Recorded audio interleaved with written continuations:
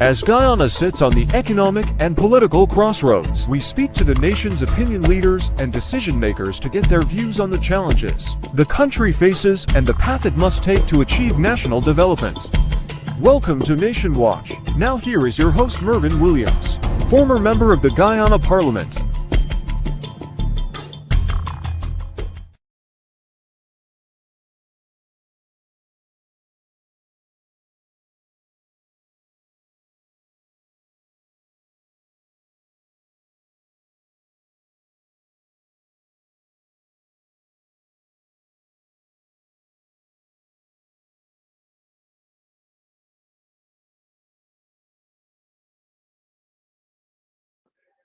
The Prime Minister ended on a note that is very apt to him.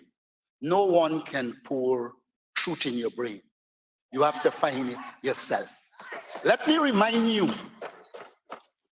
that when the PNC left government in 1992, there was money in the budget to build the Soesdijk-Linden Highway, which the PPP government took away and used in other places. That is a truth. Mr. Speaker, I do not know if the word joker is unparliamentary. Could you tell me so I don't use it as a means of description of the PM? I could?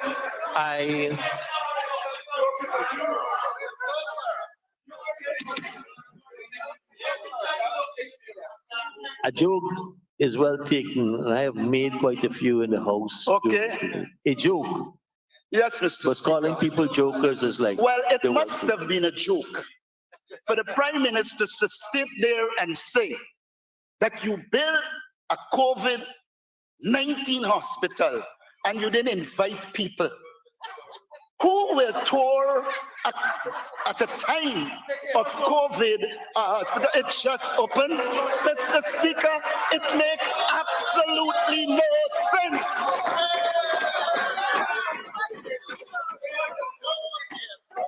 The government might have allowed you to tour if it was the PPP because they won't get rid of you. Mr.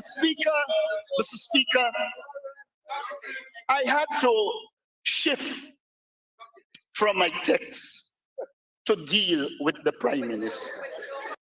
The Prime Minister tries to go on like if he has some affiliation to Linden. It is only when he became Prime Minister you began to return to Linden. And that is a fact. I have been in contact and in Linden continuously. Mr. Speaker,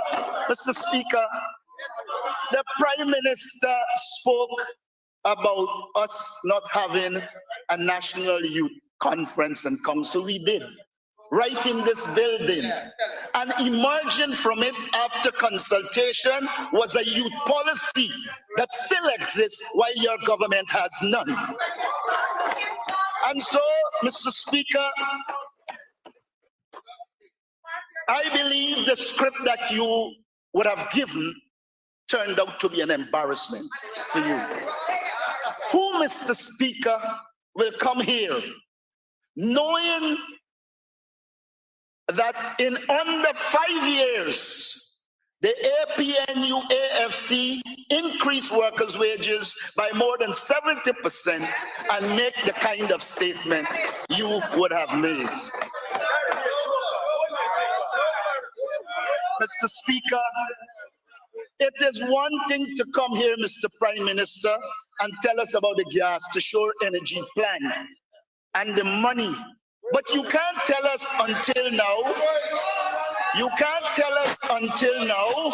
how much it will cost and what will be the cost for the electricity for the consumer. If you fail to do that, then you are wasting our time. There is much more I wanted to say, but the Prime Minister, in the face of fact, ran. I don't like talking behind people's back, and so I will reserve it for when I catch him again. Mr. Speaker, I move away from the protocols to deal with the Prime Minister. But I want to say a special thank you to all the members of parliament in the opposition side. They have critiqued this budget in a way that the people of Guyana have long concluded that this budget does not cater for them. Mr. Speaker, I believe as well that we have done exceptionally well, because when the Honorable Vince Roy Jordan spoke about what happened in Region 5, the government went and had them giddy up. And so they worked from Wednesday after the budget until now, rectifying the problems.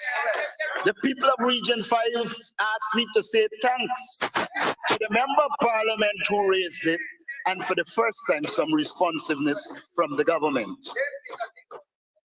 Mr. Speaker, as we speak, as the Prime Minister talks about the love for Linden, I wonder if he knows that right now, Linden has a water crisis. Correct. And the people of Linden are not getting water. He needs to go and check. That is the reality. Mr. Speaker, I'm sorry the Honorable Warner Jill, W-O-N-E or O-N-E, isn't here. But I brought to Parliament the state of Prince William Street, the street I am living in. He stood in this house and told this house that that street was completed. Mr. Speaker, I will circulate it. That street is terrible. And we need to check to see what happened with the money that they purportedly paid the contractor. There's another piece of information that is distant from the truth, since I can't say lie. The Honorable Minister in the Ministry of the Finance said that in 1992, they inherited a state-dominated economy. May I remind him, so that the facts can prevail, that you, Desmond Hoyt, had divested most of the state enterprises. And when they came to power, Guyana's economy was on the way to liberalization. Mr. Speaker, you know, Parliament is supposed to be a place where the government comes. It puts its budget. We then come and we critique the budget.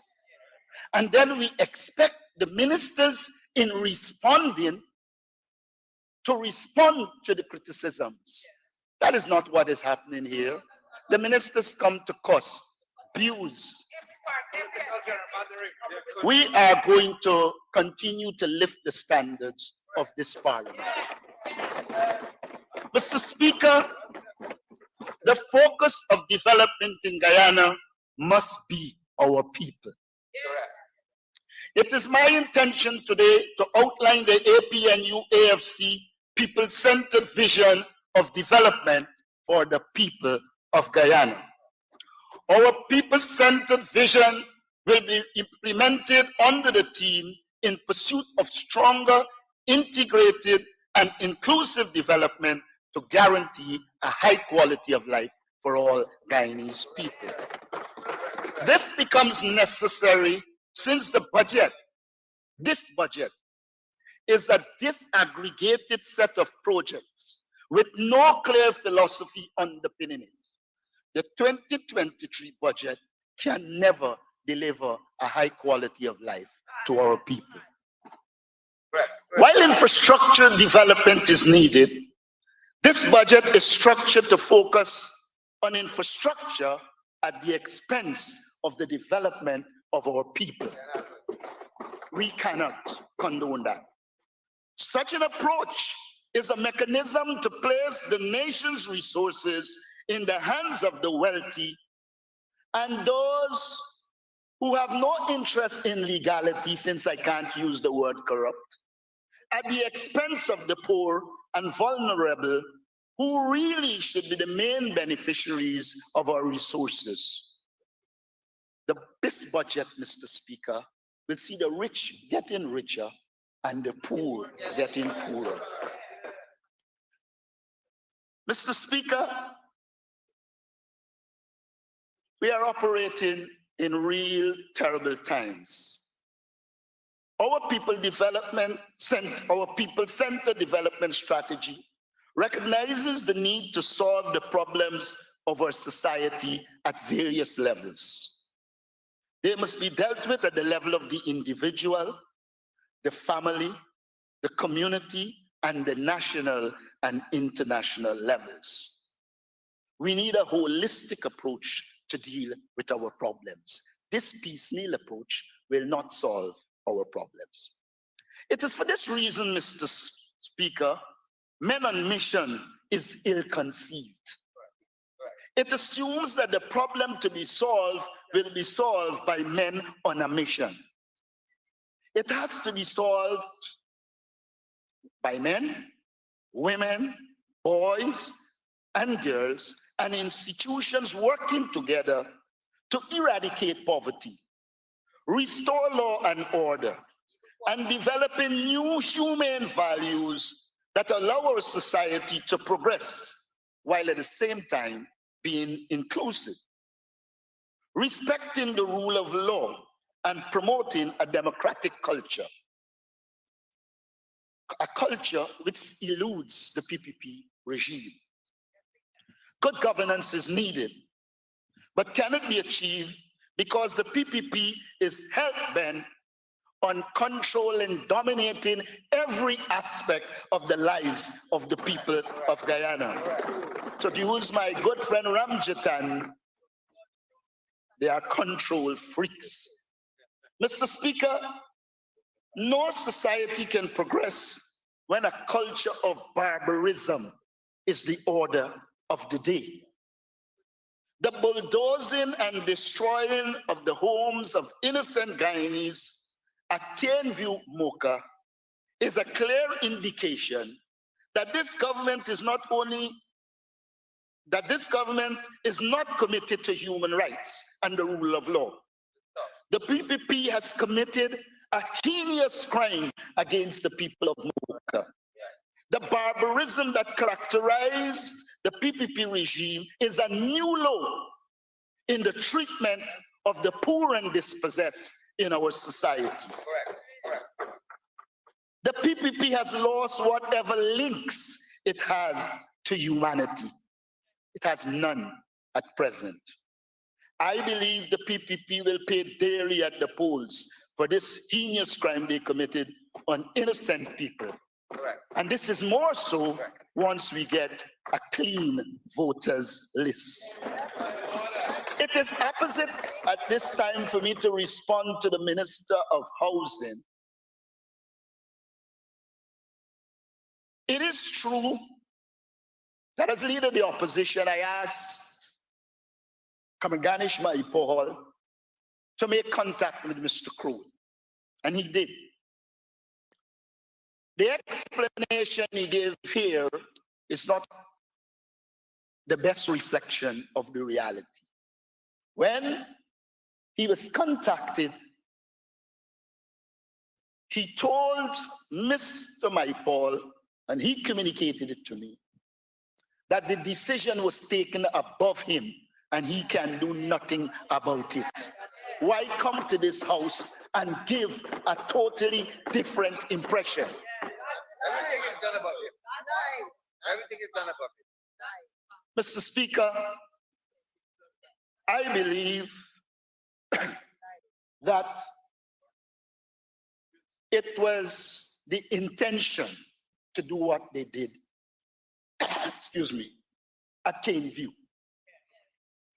And so it is part of their modus operandi. Remember, ropes and bend the hammer man. Mr. Speaker, this budget does not take a holistic approach to Guyana's development. It is the bringing together of different, sometimes unrelated projects with the hope that it will result in national development. It will not. We need to recognize that there's a new dispensation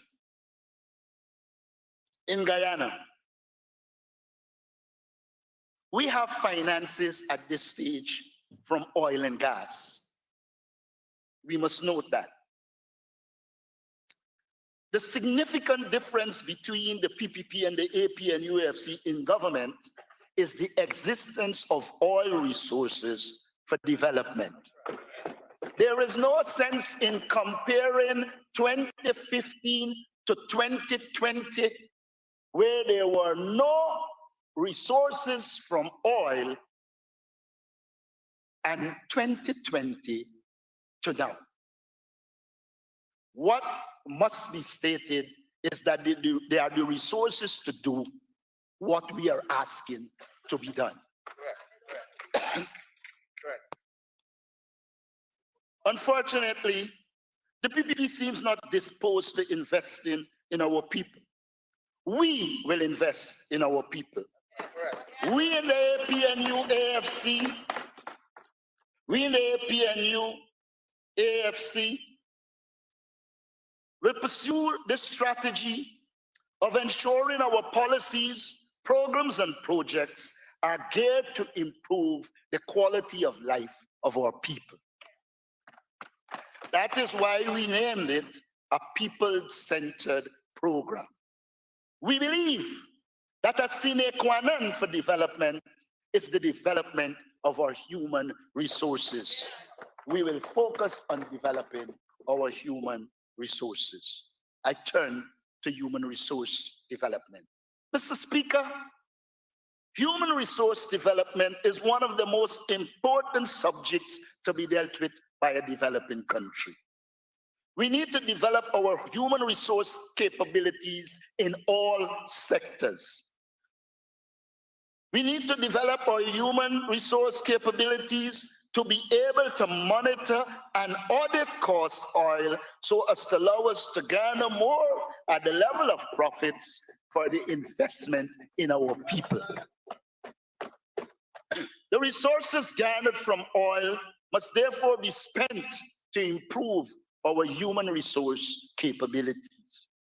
A survey needs to be done to determine the human resource needs of all sectors in our economy and the requisite action taken to ensure we develop our own resource capabilities in a way that is determined by the needs of our society rather than the training program on offer by others. It is the needs of the society that should determine the training and scholarship we deliver. We have no problems with goal, but it must be structured to serve our society. Mr. Speaker, this might be the biggest budget in terms of resource allocation. Unfortunately, the resources are badly allocated. It is one of the smallest budgets in terms of allocation of resources to the people, since it is focused on putting resources in the hands of the rich. We in the APNU AFC commit ourselves to deliver a high quality of life to the people of Guyana, utilizing innovative measures and people-centered program as we utilize the oil resources that our country has been blessed with. Mr. Speaker, we will implement a plan and not continue like this government to pull projects from the sky as this government continues to do. Poverty alleviation and eradication are two important objectives we set ourselves.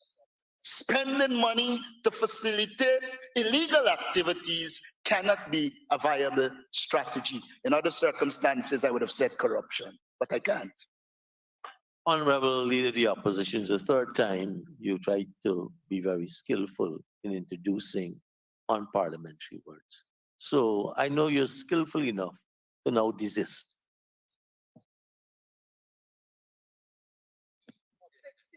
I turn to poverty alleviation and eradication. The critical task before us is to develop a strategy to alleviate and ultimately eradicate poverty, since poverty is one of the key causes of our many social and other problems. The government has to accept this as a fact, or else they'll continue to be in deep trouble. Unfortunately, Budget 2023 has no such strategy. Mr. Speaker, APNU-AFC wishes to recommend the following measures to deal with the high levels of poverty in Guyana. We will identify, 1, the communities with high levels of poverty. 2, we will conduct a national poverty survey to further understand poverty in Guyana. Based on this survey, we will determine what is the minimum livable income and ensure those in poverty earn a minimum livable income. 3, we will educate those in poverty in financial literacy and small business management with the aim of giving them grants and loans to enable them to establish micro and small businesses. 4, ensure that our people are literate. Our education system needs to return to the fundamentals and to ensure that by the time a child arrives in grade 3, they can read, write, count, comprehend, and reason. In this regard, Mr. Speaker, our education system has failed our people, especially our young people. One of the prerequisites for poverty alleviation and eradication is the development of a literate and functioning society. We will pursue that. We need a literate society, and our resources need to be placed into ensuring this objective is achieved, cognizant of the new technological era in which we live. Mr. Speaker, illiteracy contributes to poverty and must be eradicated. 5, develop projects in impoverished communities to lift them out of poverty using both job creation and the promotion of micro and small businesses. We will train for employment in both the private and the public sector. 6, we must remove income tax from all those living below the poverty line. No one earning below $150,000 should be paying personal income tax in this oil-rich country. This budget illustrates that the burden of tax paying is on the small man who is poor and vulnerable. Most of the taxes are coming from personal income tax. It's unacceptable and it is unfair. 7, the use of salary top-ups to bring Guyanese above the minimum livable income. 8, the provision to students of $50,000 per month to attend our tertiary institutions. Ghana School of Agriculture, Technical Institutes, UG, inter alia. Special scholarships for the children of the poor who are capable. Mr. Speaker, this is dear to many of us who might not have been in this house had the PNC not put in place a system that allowed poor people to realize their potential. We must make technical and vocational training available to the poor and their children. 11, the provision of increased public assistance to the poor and their children. Clearly, $2,000 increase in public assistance is ridiculous. It is unacceptable, as it is unbelievable. What is worse is the arbitrary way in which a minister can take away that assistance. It is in such circumstance that the AP and UFC government will establish objective criteria for the allocation of public assistance. It cannot be at the whims, fancies, and caprices of a minister. We will reduce VAT to 12% so that it will ease the pressure on the poor. We'll develop a network of early childhood education centers and systems to help single parents and the poor in general. I invite members of this House to go to poor communities and see women departing and leaving their children to go to do security work with no protection for them. This society owes it to them to develop a system of early childhood education centers. We have to get special training for the poor and vulnerable. Mr. Speaker, Guyana needs a program to house the homeless. Guyana needs a program to house the homeless. Mr. Speaker, I invite anyone in here to drive Regent Street at night and see the amount of people sleeping on the pavement in oil-rich Guyana. Unacceptable. 16, develop a more all-encompassing nutritious school feeding program to alleviate childhood malnutrition will be done. We'll implement a national school children transportation program to take our children to school, be it on land or river. It is not enough to come here to criticize the 5Bs, where without oil resources, from the assistance of people, not government money, we were providing boats, bicycles. You come here to criticize it, rather than appear to be a government that's concerned and come proposing a network of transportation that will allow our children to get to school and ensure that that burden is not on their parents. 18, we will build sustainable communities, meaning communities with high quality educational, health, recreation, and other modern facilities, potable water, electricity, roads, and proper drainage that are necessities if the community is to develop and not a farcical silica city. Mr. Speaker, why would we be fighting with highfalutin schemes? When we came to power in 2015, we had to put light in farm, roads in farm, virtually every area. We have many so-called housing schemes that do not have the basic facilities, but the government comes to tell us about Silica City. Let us make the cities of poor people the same level of Silica City that you envisage. 19, the development of these communities will demand trained social workers, psychologists, and other professionals, and a reorientation of law enforcement to understand and deal with the many social problems confronting our communities, Mr. Speaker, we teach our teachers to teach. We teach policemen to enforce laws, but we fail to give them the professional training needed to deal with the social problems of this modern era.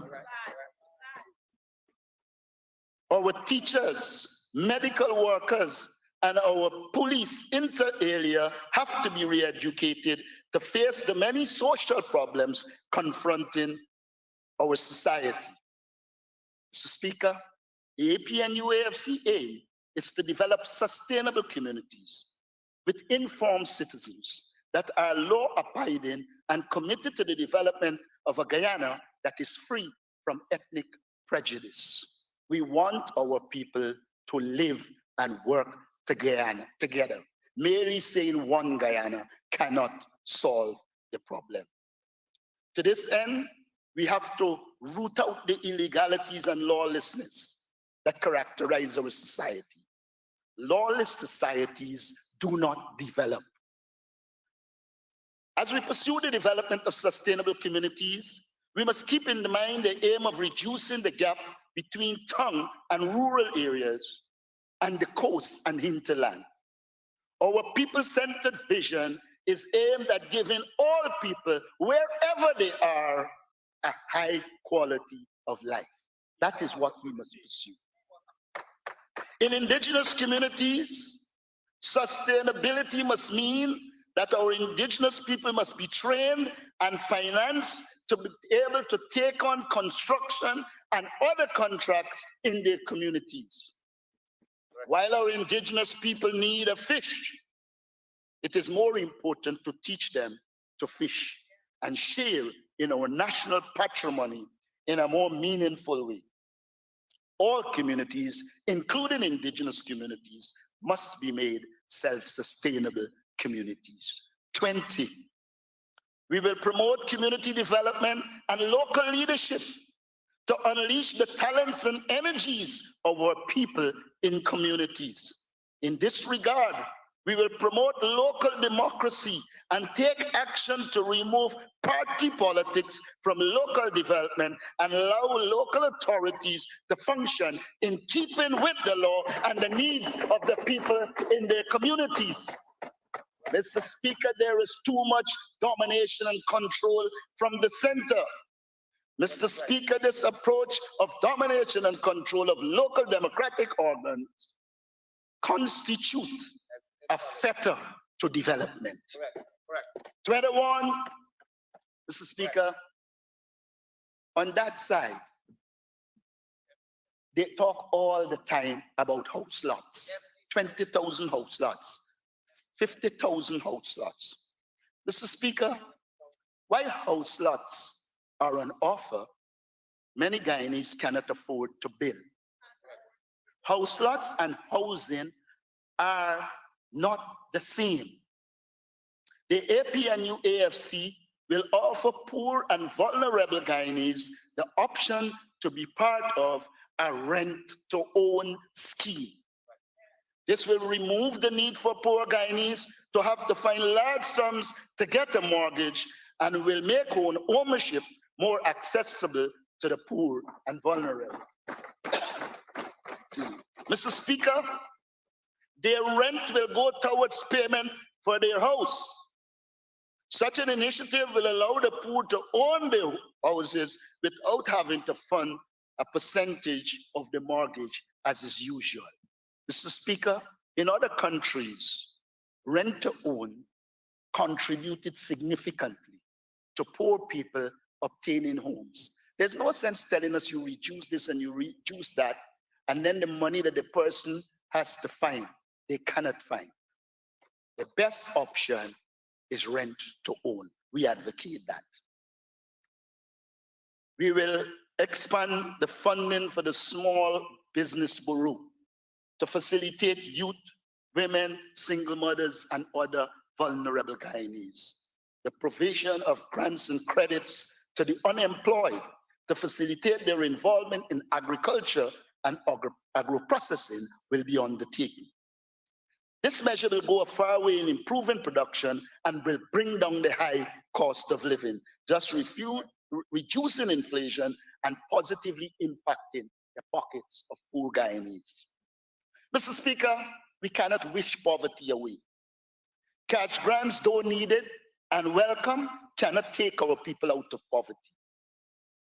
We need measures like the above mentioned to address poverty. I know they all would have left because they keep saying we don't offer solutions. I've just given them 22 solutions. As they sit enjoying taxpayers' money and eating, I hope they listen and implement. Mr. Speaker, it is this kind of visionary thinking that Guyana needs, and not the pasting together of projects to facilitate illegal practices for the governing elite, family, friends, and favorites. That is not what we need. Mr. Speaker, While we seek to eradicate poverty, we must at the same time deal with the high cost of living. This budget is found wanting when it comes to measures aimed at addressing the high cost of living. This budget, Mr. Speaker, rehashes the same old measures that were announced in 2022 that failed to bring down the cost of living. The rehashing of them is a clear indication that the drafters of this budget have no clue of what needs to be done to stabilize and ultimately reduce cost of living. Mr. Speaker, all Guyanese should know that if this government was serious, they would have had relief measures in this budget for cost of living. Mr. Speaker, we wish to propose a raft of measures to mitigate the high cost of living. These measures will include, among others, 1, vouchers for those in public transportation so that they can have access to lower gasoline prices. This is important because transportation contributes. 2, the waiver of electricity charges for low-income Guyanese. 3, the waiver of water charges for low-income Guyanese. 4, grants of 5 million or more to small businesses based on objective criteria so that they can expand production. And when production expands at the local level, prices stabilize and eventually come down. So it deals with inflation. The distribution based on equity of the excess $60 billion Guyana received from last year's unexpectedly high oil prices, which translates into $300,000 per household. 6, a minimum of 50% wages and salary increase for all public servants. 8% is not enough to impact the cost of living. The inflation would have eaten away at that already, and therefore the real wage of the Guyanese worker is less this year. Writing off of UG student loans and fees to free up disposable incomes for families. Mr. Speaker, this can be done now. It doesn't have to wait until 2025. We have the resources. It would be remiss of me, Mr. Speaker, if I don't remind this House that Guyana did it without oil, with more poverty in the 70s, 80s, until the PPP terminated it in the 1990s.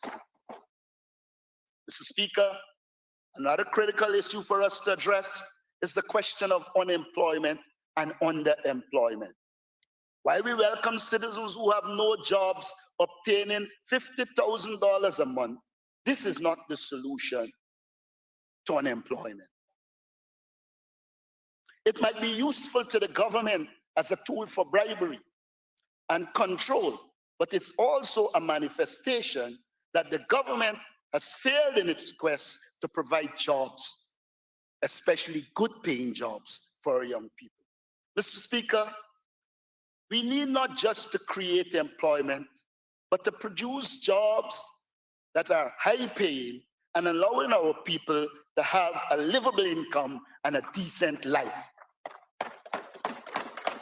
We know that this budget is short on creating employment that allows our people to live decent and comfortable lives. Mr. Speaker, we wish to recommend the following measures for our people-centered vision that will result in the creation of employment for our people and redound to the benefit of our people, especially our youth. Our policies to generate high-paying jobs are as follows. 1, taxes for agro-processing and other manufacturing with competitive advantage should be removed, allowing technologically advanced, high-paying manufacturing to take its place. 2, a national productivity bank should be created to offer low-interest loans to medium to large-scale businesses to facilitate job creation and expansion. We know that the private sector has repeatedly complained about high business interest rates. We must address it. 3, the Small Business Bureau should be massively expanded and properly managed with millions of dollars grant that allow small businesses to develop, bring new products to the market, and otherwise expand. This should be accessible to all Guyanese. Mr. Speaker, in collaboration with ExxonMobil and its partners, extensive oil and gas training should be offered to allow Guyanese to access jobs in that industry. Training at Port Morant alone is inadequate. There are many other institutions across Guyana that must be utilized to train our people. 5, guaranteed high-paying government jobs. I repeat, guaranteed high-paying government jobs. In this regard, university graduates must be employed to undertake analyses of our problems and offer solutions resulting in development being data-driven. Mr. Speaker, there are many university students out there who would have graduated and cannot find a job. If the government undertakes to create proper think tanks and working bodies and pay people to do the research, etc., we'll be in a better position. 6, grant must be made available for new people in agriculture and for existing farmers to ensure increased agricultural activity as a measure to prevent us from experiencing the Dutch disease, which is at our front door. These grants to farmers will allow them to boost productivity, grow their farms, and increase their earnings by acquiring better equipment. It will contribute to the development of the non-oil sector. 7, construction jobs will be created to facilitate the government's rent-to-own low-income housing schemes. 8, we will create construction jobs through a government infrastructure development program that builds modern homes and other facilities for teachers, health workers, and other public servants who have to serve away from their homes. All those public servants complain about how bad the facilities are. Mr. Speaker, MPs and local government representatives must be provided with well-paid staff to help them better respond to the needs of the Guyanese people and represent them. Well-paid teachers and training staff must be hired to facilitate evening training at government schools, whether for widely available adult education classes or technical ones. The restarting of the night school program, which began under the AP and UFC, is a good starting point. Mr. Speaker, we must not be carried away by all of these top students. It is estimated that about 16,000 children do grade 6 or common entrance, but only about 5,000 matriculate, meaning they have 5 CXC with math and English, and then the system dumps them rather than developing an evening school and night school so that they can return and make themselves eligible to work and train. Funding for community development and the creation of livable spaces throughout Guyana will create hundreds of jobs in design and construction. 12, cheaper electricity from power sources such as solar energy will facilitate job creation through various forms of value-added manufacturing.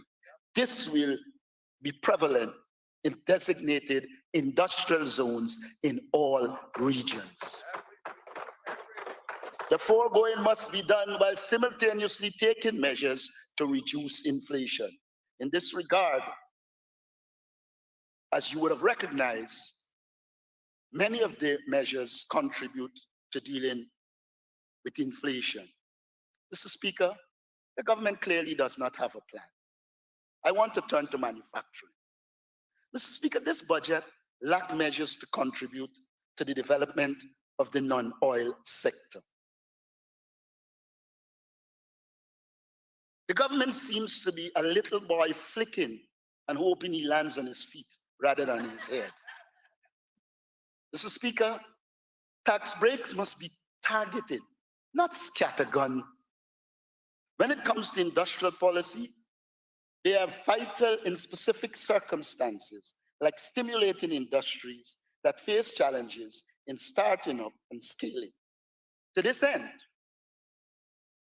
we call on the government to reduce the corporate tax rate for non-commercial businesses involving in agro-processing to 0%.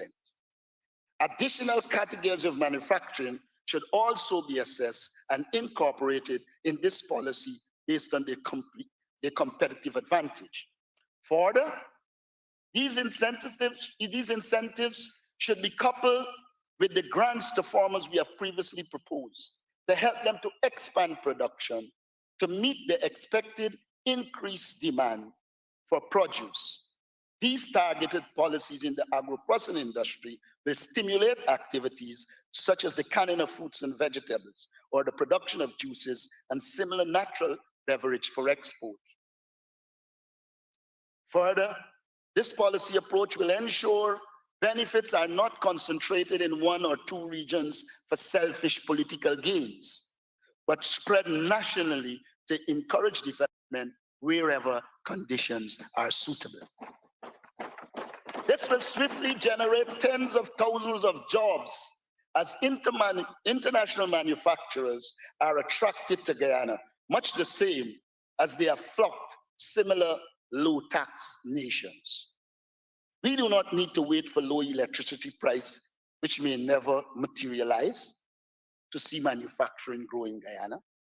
This is even more so, since the project for cheap electricity is in hands of the second vice president of Sioux fame, who presided over the most failed projects in the history of Guyana. Instead, we should learn from those nations which have leveraged thoughtful tax policy to stimulate export industries.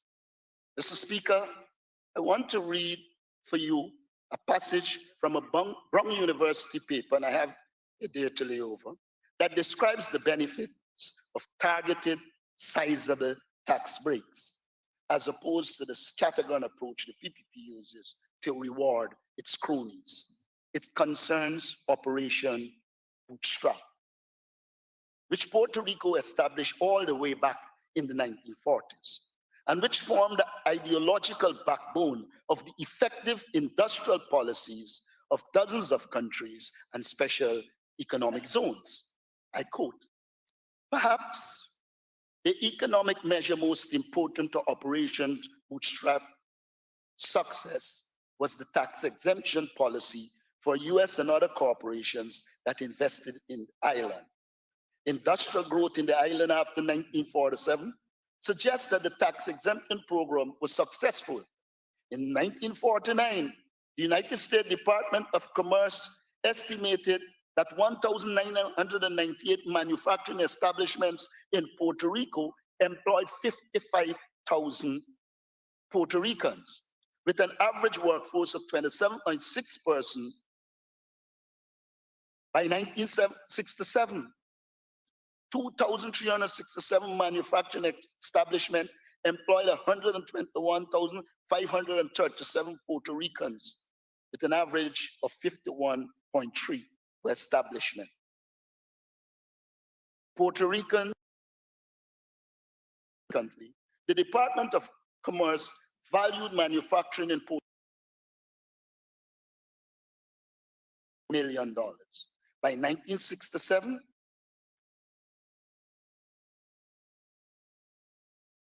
$21 million for the island. Evidently, Operation Bootstrap successfully industrialized the island. Perhaps more importantly, it successfully shifted Puerto Rican economy's dependence from agriculture to industry in less than 20 years. That is what Guyana needs. Shifting Guyana's economy from agriculture to this type of value-added industrial production has been a goal of Guyanese development policy for decades. The Honorable Speaker will tell you, since we were in youth politics, we were talking about that, but it eludes us.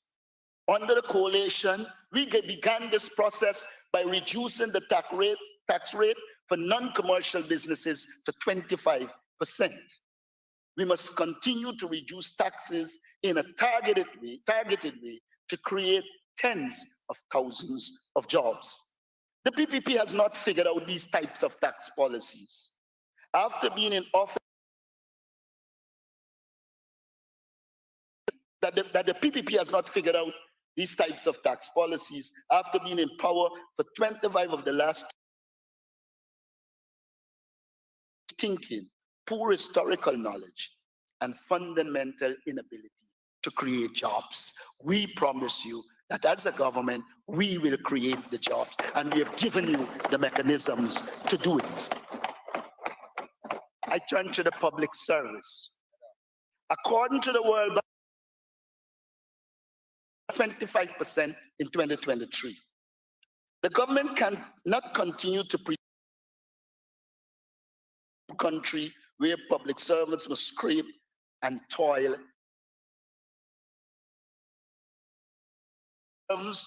Even more as government revenues surge and government's programs grow in scale and complexity. We reiterate our call for all public servants to be given 50% increase in wages and salaries. However, public servants' compensation must extend beyond just salary increases. We must empower public servants with the best possible facilities to make them effective. We must empower them with professional training so that they can improve their productivity and advance their careers. Additionally, we call on the government to extend duty-free concession for vehicles to a larger group of public servants. Mr. Speaker, since I was a public servant, whenever I became one in the 70s, it has remained the same group virtually. We want to make it clear that we consider public servants to be vital to Guyana's development and will do everything in our power to support them. We will professionalize the public service as we did when we were in government. Public servants can tell you they operated with much more freedom between 2015 and 2020 than they operate now. They live a life of fear. On the other hand, Mr. Speaker, Guyana labor needs serve as the backdrop for another lie we must not let stand. At the United Nations last year, the president boasted that spending on education will be increased to 20% of the budget. That works out to $156.4 billion this year. It may be obvious to everyone in this esteemed house that your education budget this year is not $156.4 billion. In fact, the government has missed its target by $62 billion, a truly monumental sum. What love for the public. The PPP does not believe in education. In the same way that they never intended to spend 20% of the budget on that ministry. If they had intended to do so, the University of Guyana would have been free. Billions would have been provided to upgrade the university. Lecturers and teachers would have received a 50% pay increase, and tens of thousands of students would have been receiving student stipends. Even further, the APNUAFC will implement a student stipend policy. We could easily afford to provide 50,000 students with $50,000 a month to assist them with educational expenses. That will also contribute to poverty alleviation. These stipends, Mr. Speaker, which should go to the students of the University of Guyana, TVET, night school, and other such institutions, will also incentivize Guyanese to train or retrain in order to build a robust workforce we require. Mr. Speaker, it is very important for us to give our students stipends. Mr. Speaker, when I was presidential advisor for youth empowerment, we did a survey. And we found that when children were close to the institution, whether it's GTI, NATI, or way, they tend to stay in the institution. But when they have to travel and face the courts, they fall out. We need to begin to help them to be able to not only go to school, but to stay in school. This policy, which we call 50 for 50, represent the type of serious initiatives that will help to energize and mobilize Guyana's youth. We must recognize that Guyana's change in economy provides change in opportunities, and that we have a sworn duty to help Guyanese seize these opportunities. I turn to infrastructure. Guyana needs a sound infrastructure development plan. While we see the need for the development of community roads, our infrastructure development plan must see us developing roads and bridges linking all 10 regions. Such developments will not only open new lands, they will also give us the opportunity to shift our economic and other activities to highlands and reduce our vulnerability to climate change. Guyana needs to shift its development to highlands. It must be the irony of the century that this just theme is, and I quote, improving lives today, building prosperity tomorrow, while the government continues to promote the bulk of development on the low coastal lying areas with all that this portends. Mr. Speaker, how could we say we're catering for the future, knowing the situation with climate change? Mr. Speaker, common sense and the fact that it's predicted that our coasts will be inundated by 2030, we must reduce the focus on the low-lying coast and begin to shift to highlands. Clearly, this budget is not building prosperity tomorrow. It is increasing our vulnerableness to climate change. It is a visionless budget.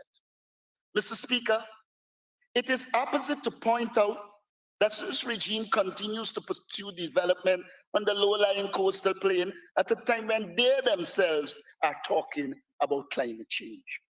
Mr. Speaker, to shift our economic activities to the highlands will not only allow us to deal with climate change, it will also increase opportunities for ecotourism, since it will open new hinterland lands and expose Guyana's natural beauty to Guyanese and the world. It is well known that many Guyanese cannot see Guyana because they can't afford it. We need to change that. Since this move will facilitate a cheaper avenue for Guyana to explore and experience our beautiful country. Our infrastructure development must be based on a plan that opens Guyana's hinterland, reduces the need for expansive and expensive drainage system, while offering new, more safe and secure lands to our people. Our highlands offer such an opportunity. Mr. Speaker, people follow infrastructure. And if we continue to focus on the coast, we are ourselves contributing to making us more vulnerable to the ill effects of climate change. Mr. Speaker, all larger infrastructure programs must of necessity have proper feasibility studies and environmental impact assessment. We have lost too much under the PPP government by being involved in projects such as the Skeldon Sugar Modernization Project, the e-government project, fiber optic cable project, and the Enmore packaging plant, among the many failed projects under the Jack Dale PPP regime as a result of lack of proper feasibility studies. I turn to housing. The shift to the highlands will open new vistas for housing, business, and access to new freshwater resources, building materials, and the increased safety of our people away from the threat that the sea level rise poses. We are blessed with highlands. We need to reimagine Guyana and unleash its potential in the interest of all the people of Guyana. Such a shift, Mr. Speaker, will place us closer to our many waterfalls with hydropower potential and therefore reduce the cost of transmission of power to distant places. Mr. Speaker, as we conceptualize housing, let us focus on new sustainable communities as we seek to house our people. The APNUAFC will implement a hinterland development program which will be guided by a well thought out land use policy. At present, Mr. Speaker, we put anything anywhere. We need a land use policy, so we choose the best places for housing, the best places for agriculture, the best places for manufacturing. You cannot wake up the next morning and say, oh, I feel like putting it here. Mr. Speaker, I turn to agriculture. Agriculture has to continue to be critical in the development of Guyana. It must play a pivotal role in providing food for our people. In this regard, Mr. Speaker, the APNUAFC will promote agricultural development in every region as part of a wider plan to ensure all regions are self-sufficient in food production. This will go a far way in reducing the amount of money regions spent on transportation and will also result in the reduction of food prices in those regions and are therefore anti-inflationary and will redound to the benefit of the people of Guyana. Why would we, Mr. Speaker, be heading food security in the Caribbean region without food security in our 10 administrative regions? Mr. Speaker, charity begins at home. An APNUAFC government will focus on food security in every region, and the excess from those regions can go to the Caribbean regional security. Mr. Speaker, as a concomitant of our regional agricultural development, we need corresponding agro-processing facilities in every region. Mr. Speaker, basic economics teaches that location matters. It is therefore mind-boggling when the Honorable Member from Region 6 indicated that they will place the agro-processing center at one extreme of the region. I think it's either Skeldon or Corriverton, forcing those at the other extreme to incur high costs to get to the agro-processing center. Mr. Speaker, an APNUAFC government will strategically place these agro-processing facilities so that all can access them at relatively cheap costs. There has to be little or no thinking gone into that we put it at the other extreme. And more importantly, Mr. Speaker, it is well established in this country that the east bank of Berbice has some of the most fertile lands. Why would you put it at another end? I turn to oil. Mr. Speaker, if at the end of this year, Guyana never puts another FPSO into use, we would still be one of the highest oil producers per capita in the entire world. We would be producing easily 4 times as much oil per day as Ghana, 10 times as much as Trinidad and Tobago, and far more than Equatorial Guinea, to which we have often been compared. We cannot continue to operate like novices who have no idea of how an oil industry should be properly managed. Our sectoral committee on natural resources should be constantly engaged in reviewing the laws and regulations that govern this industry. Our public accounts committee must keep the industry under constant scrutiny. Our auditing capacity at both the GRA and the Auditor General offices should be expanded until it is the envy of the oil producing world. Our national university should be placed on the path to become one of the foremost oil and gas focused learning institutions worldwide. That is the kind of ambition we need to have. Critical issues in the oil and gas sector need to be under constant scrutiny. We cannot continue to have it mismanaged in the head of the incompetent second vice president. We need to ask the following questions. Another beep.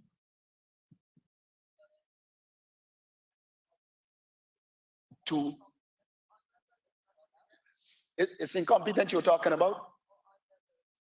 Yes. Okay, withdrawn.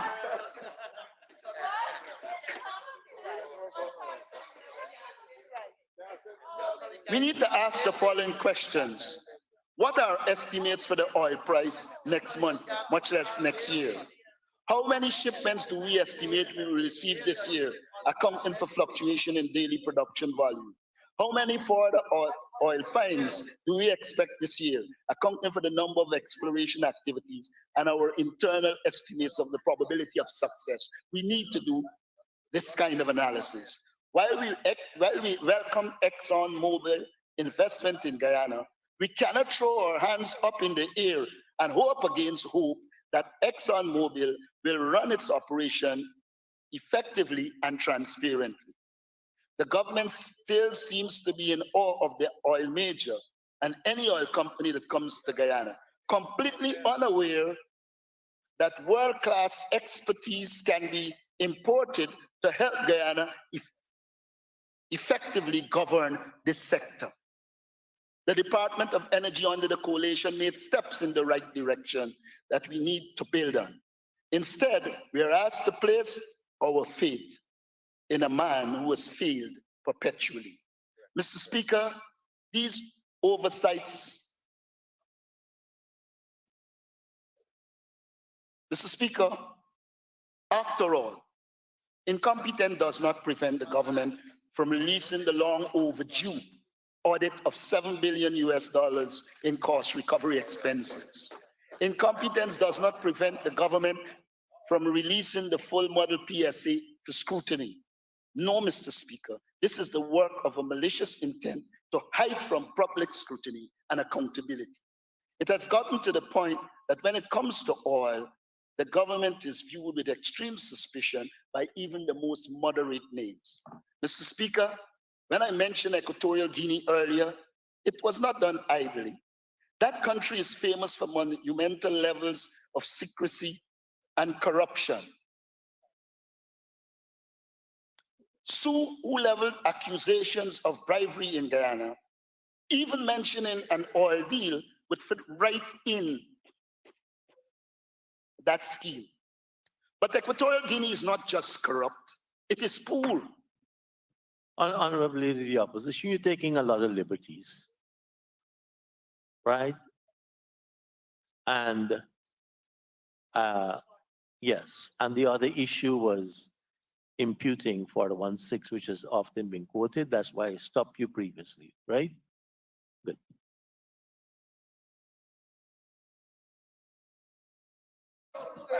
That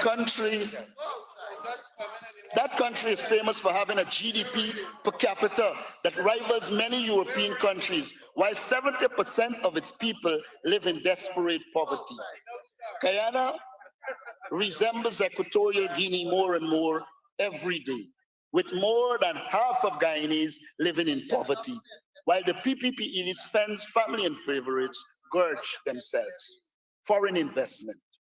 We believe that foreign investment must be encouraged as we continually aim to diversify the Guyanese economy. We believe that a combination of foreign investment and local private sector growth can help us to build robust industries throughout our country. A dynamic local business environment must also provide space for small and medium-scale enterprises. Youth, sport, and culture. Mr. Speaker, we see culture, sport, and entertainment as critical to national identity. The development of the tourism industry and our goal of a comfortable, happy society. We must cherish and promote local culture and cultural events, celebrate our nation's history, and welcome tourists who come to share in our society's beauty. This renewed focus on what we are proud of in Guyana will help to bring Guyanese together and promote social cohesion. We do not believe that cultural erasure, which the PPP is practicing by ignoring matrimony, is the way forward for Guyana. It is now about 1 month from Mashramani, and we have not heard almost anything about our country's most cherished annual celebrations. Resources should be invested to promote local tradition, artists, and craft, with Mashramani front and center. Similarly, the PPPC's Guyana sport as unserious and unimportant except for partisan political gains. We know that Guyanese are blessed with physical talents of many flavors, and we must set ourselves goals that match those talents as well as considerable resources. How many podium finishes is the Ministry of Culture, Youth and Sports targeting this year and over the next 5 years? Do they even contemplate such deliberate goals? All they do is keep telling us about grounds, most of which they haven't completed. Each community should have spaces for entertainment so that local artists can perform, art be displayed and sold, and citizens engage in relaxation. In the course of developing multiple avenues for entertainment, we will seek innovative ways to enable our artists, folklorists, singers, and writers to pursue their craft. Mr. Speaker, the APNU will give youth sport and culture the attention it needs to contribute to the development of Guyana and a rounded personality. I turn to foreign policy. At the international level, it is necessary that an international environment is created that is conducive to Guyana's development. Unfortunately, the Minister of Foreign Affairs seems not to understand his role, or is just incompetent and clearly lacks the intellectual sagacity that is needed to formulate. I won't allow you to impute 416 on the Honorable Minister of Foreign Affairs. The Minister of Foreign Affairs lacks the intellectual sagacity that is needed to formulate and implement foreign policy. You would agree, Mr. Speaker, that it demands nimbleness of mind. The honorable member, Mr. Todd, should stop embarrassing himself and resign. Mr. Speaker, Guyana foreign policy needs to create an environment for Guyana to progress. The discovery of oil has opened new vistas for Guyana, while simultaneously eventuating in new challenges. These challenges must be addressed and surmounted. As the world moves towards new and renewable energy, we need to pursue these energy options while simultaneously promoting a foreign policy strategy that gives us environmental space to develop our oil and gas sector, while at the same time pursuing sustainable development. In this regard, the existence of a large forest cover must not only be used in transactional terms, but also as a bargaining tool to give us the environmental space to develop our resources. That is the work of the Minister of Foreign Affairs. At the foreign policy level, Mr. Speaker, we need to engage the developed world and remind them that we have agreed to be guided by the principle of, and I quote, shared but differentiated responsibility, unquote, and to argue for environmental space to permit Guyana to develop its oil and gas resources. The Minister of Foreign Affairs, it is in this context, Mr. Speaker, that we need to forge relationships with countries to help us to benefit significantly from our oil and gas resources. The ministry needs to recognize that many developed countries that are rich, including the USA and the UK, are seeking more benefits from oil companies, and therefore the opportunity should be taken to craft a foreign policy strategy for us to benefit from this confluence of interests and allow Guyanese to obtain the support of the other countries, including developed countries, as we seek to benefit from our oil resources. Mr. Speaker, I have outlined a lot, and I just want to make one last major point. It was said here that we did not have solutions. I think we give solutions that even Kwame can use.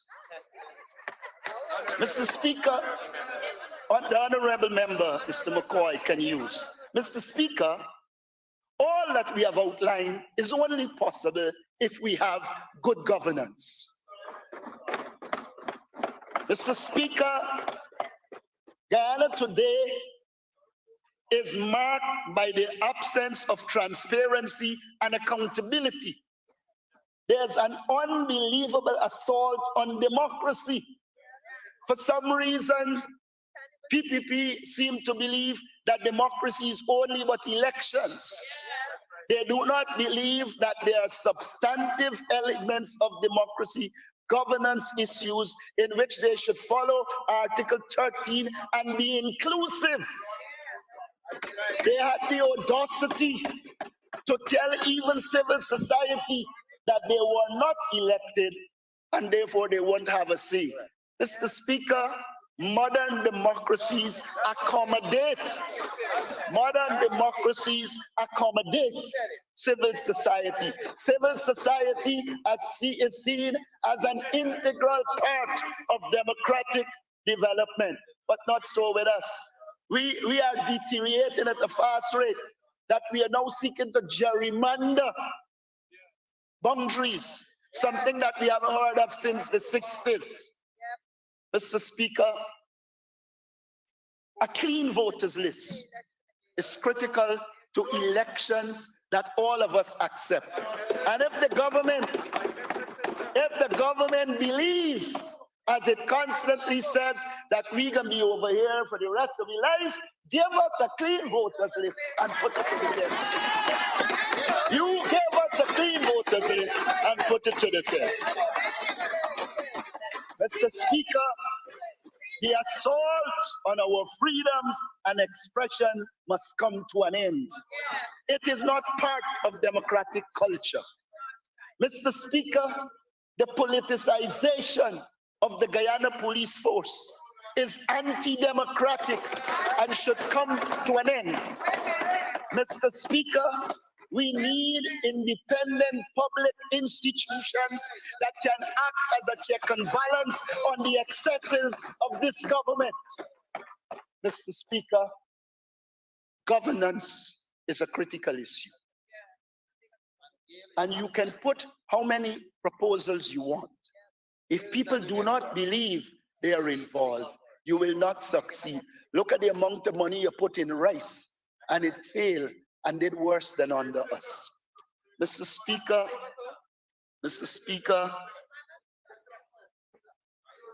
we have outlined the weaknesses of this budget. We have pointed out that it does not deliver poverty alleviation measures. We've shown you that it has no cost of living. It has no cost of living, no measures to reduce cost of living. We have shown you that it has no measures to create employment. Mr. Speaker, we have shown you that it does not focus on the development of our people. We recommend to you that you borrow from our people-centered vision and bring a budget that allows our people to develop.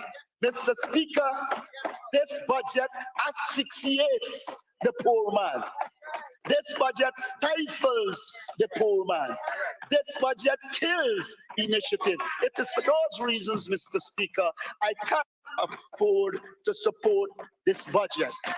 However, if the government shows any responsibility and is prepared to be responsive to the concerns, we might very well reconsider our position. I want to thank you, Mr. Speaker, for this opportunity.